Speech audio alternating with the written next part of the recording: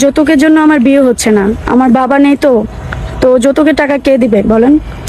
তো আমাকে যদি কেউ বিয়ে করেন যৌতুক ছাড়া, তাহলে আমি রাজি আছি। অবশ্যই আমার সাথে তাহলে যোগাযোগ করবেন। এই তো আলহামদুলিল্লাহ ভালো। আপু আপনার নাম?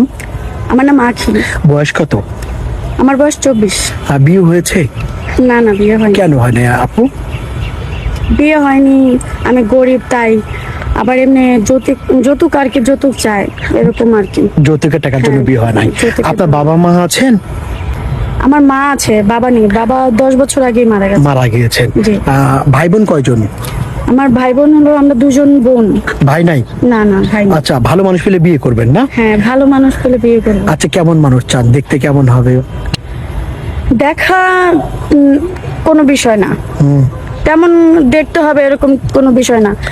মনটা ভালো, মনটা ভালো হবে, কেয়ারিং হবে, এটা যেন আমাকে বুঝে এরকম একটা মানুষ দরকার। দরকার। প্রিয় দর্শক, না মা কি আকির সাথে যদি কথা বলে